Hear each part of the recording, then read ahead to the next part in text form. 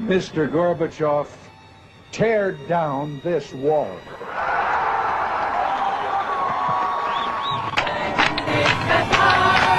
The First Amendment, the cornerstone of American democracy, the pillar of modern society. The freedom of speech is an individual's God-given right to voice their opinions without fear of censorship. Not exclusive to the United States, the freedom of speech is a sought-after right around the world. It has moved people to tear down walls and protest for new governments. In the hands of anyone, the freedom to speak one's mind is a powerful weapon. In the hands of a journalist, it is the most important tool in bringing truth to the masses. Student journalists are protected under the California Education Code, Section 76120, prohibiting college officials from hindering free expression. Many schools have been the victims of program cuts and neglected newspapers. However, Mount SAC administrators such as Steve Runenbaum support student journalists and their constant exposure to their First Amendment rights. I think it's important for students to be able to express themselves freely and openly. We live in a society where we live by that, and certainly on every college campus we should live by it. No one should restrict what a student can say or not say.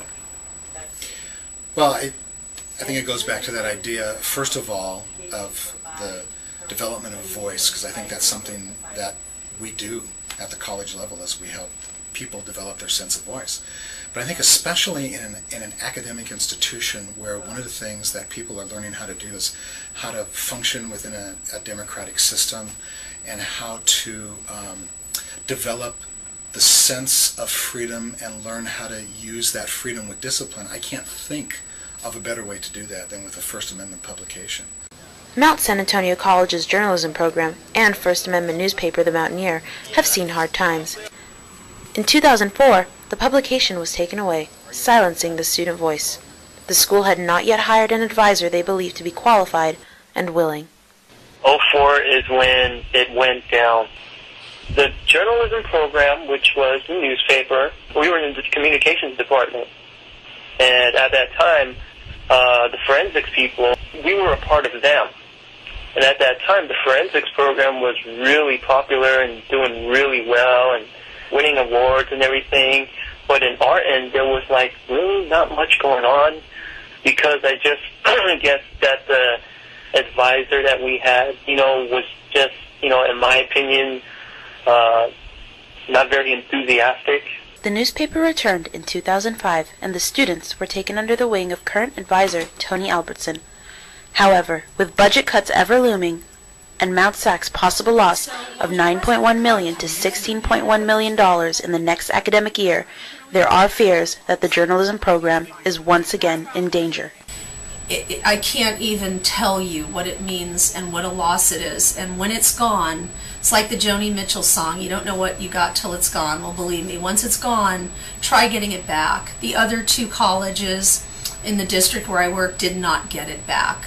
The college where I went and tried to help them restart over at LA Trade Tech, they didn't get it back. So I don't feel confident knowing that we would get it back if we lost it. And I think people need to realize how important it is to try and keep the press alive. I'm not talking print newspapers, but the journalism program, whatever the delivery is, we need to have student press. Mount SAC student Rich Yap said that if the power of the First Amendment was stripped from campus, the student body would not stand for it. I would feel sad if that were to happen, but you know what, if it does end up happening, bring it on, because I don't think that would stop students from finding another outlet. I mean, we may not have an official newspaper, but I'm pretty sure some students would find a way to have an underground newspaper that we could just get stuff going around. And we don't need an official newspaper to get the word out on anything. We have the web.